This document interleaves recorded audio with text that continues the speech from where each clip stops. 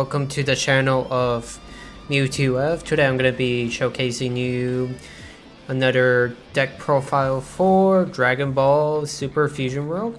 Today it's going to be Red Goku Daima. So the objective to this deck is, it's about self-awakening. The main focus is to get your 2 drops in as well as your 3 drops. I would say right here, where my mouse is going from, the hits, the Khalifas, the Goku Daima, and the SS Blue Goku. Those are probably the most important cards to put on the field. There are times that it could be hard to run them, so if it's going against a green deck or blue deck, be very careful of how they control the board.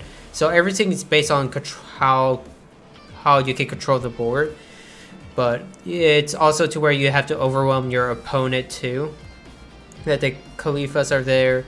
Objective to this deck, of course, is to self-awaken as much as you can, but of course there are probably parts of the time where there are certain parts where you either have to take some hits or try to preserve your life. It just depends on how the deck goes.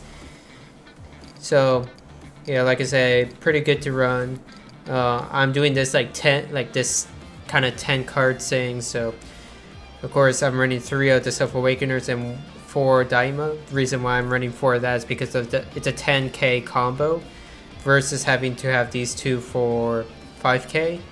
And plus I try to balance my deck to where it's at least I'm running 50 cards in the deck. So I don't want to put too much to it. Technically I could. I have a good preference of running decks between 50 to 53. That's my optimal goal for how I want to run my decks. But of course, in this kind of way, I do running 3 Piccolos, 3 Roshis, so about 6 draws, and 4 Margaritas. They're very useful at the probably middle of the game to the end of the game. Of course, you do have to work hard to self-awaken to use her, and of course she's also good for energy as well as a combo, so keep that in mind. There are cards that I rarely use, like the 3-drop Gohan, where it puts everybody at 10k. So this card is useful in situations where you're playing Angel Ku, Rip Ku, Deku, anything with all the smaller pieces. Good to have with Gohan. And then you got the Kato Pesla.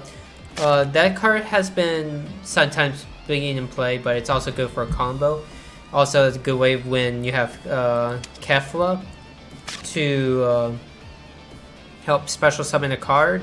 So if you need more board presence, at least you got that. So you got options to choose these Gohans, they're good to have for 4, or the Kato Pesla. So it kind of depends on how the situation goes on your hand. So that's one thing. So you just have to make sure when you have board presence, make sure you try to keep your cards alive as much as you can. And then of course in situational ways, we do run 3 Vegetas, or 2 Vegetas. 3-drop Vegetas is what I mean. Run 2 of them. So of course there's these situations where if you feel like that there's a threat on the board, it could be where sometimes you got a 30k beat stick from your opponent's side, and you use your Goku's effect to go drop it to 25. You can use this Vegeta to either self-destruct itself to pop that card, or to keep it on the field. But preferably, I don't really use this Vegeta to be on the board as much. But he's there to put some presence, and after the presence, just pop a card that's threatening. Definitely good against a Majin Buu deck where you have Majin Buu laying around, like the 30k beat stick, or even the the 25k where it just reduces your hand size. So he's pretty good to use.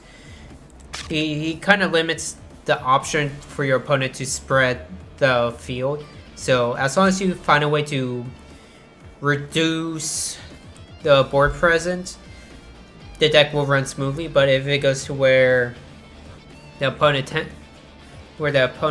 happens to have more cards on the field, which will happen when you're playing against a blue deck or a black deck, because they do spam a little bit crazy, and it goes to the point where it's out of this deck's reach. Because the black deck is more threatening because it has that extra card, the 10 times Kamehameha, where it can pop a 2-drop or it could pop 2 3-drops or lower cards. So it's a threat to this deck, because most of the cards that have been run right now are mostly 2-drops and 3-drops. So be very careful when you're going against a black deck. You do have to miniature yourself as much as you can, but of course on the pro side of it, at least when it goes against it with the black deck, it's gonna be hard for them to even play that extra card. I mean, they can do it right away. You lose 2 cards, so you have 2 cards less on the battle, which is not good. But it's gonna require them to having to find a way to regenerate that energy marker if you have like four of these cards on the field. So it's harder for them to actually maintain the energy marker. And if they can't maintain the energy marker, you still have a good chance in beating the deck. But of course, like I do say, you do have to be very careful on how to play against a black deck. I mean, black decks, they're good. They have mid-range, which you do have to be very careful about, because this is more into the short range to long range attacks. So keep that in mind. And of course, you do have your top players. You got the Rumshi to destroy some 30k beat sticks. So of course, there are situations where you have a 35k beat stick. You use Daima Goku before you play it to drop it to 30, play the Rumshi, and then pop it. But of course, depending on the situation, it's better to keep it open for now, in case if you had the combo, if you feel like your opponent's about to overextend and it gets to where you're in double strike range. So there's that situation. So there's that. It's good for 10k. Then you run 2 double strikes and 3 of the 6 drops. So other than that, I mean, you already probably may know the effects to it, where they minus 20k to a battle card, and of course it's good to reduce board presence on your opponent's side.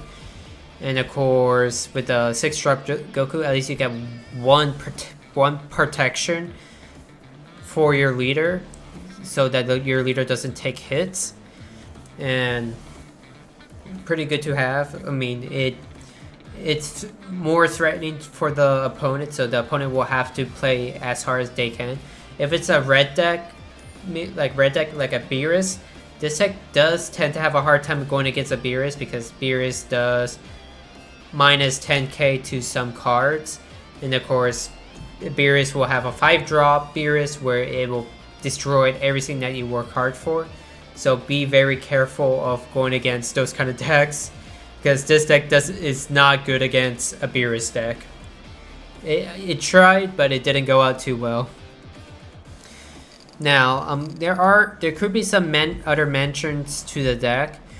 Whereas if you want to play a 4-drop Jiren, I was taken against it, because the point of the deck is to play your smaller drops as fast as you can.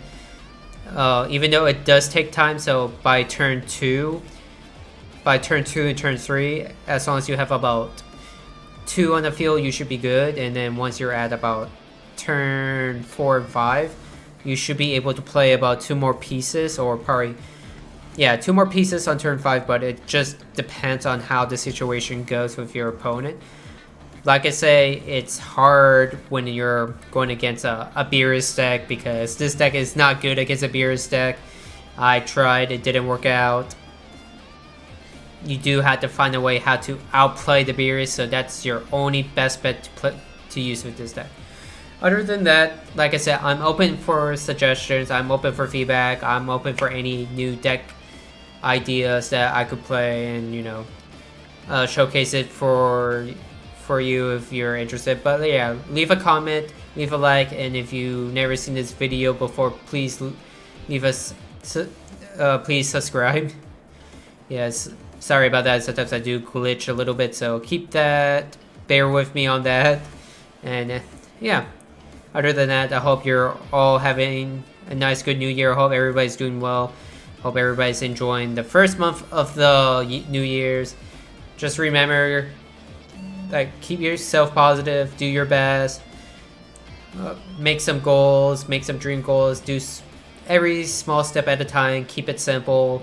Don't overdo it. Don't overextend yourself. If you feel like even in this game, and because even for me, I've been playing a lot of matches and I get overwhelmed a lot because I just want to make sure I give you all a chance to have a good video because the goal is I don't want to have two.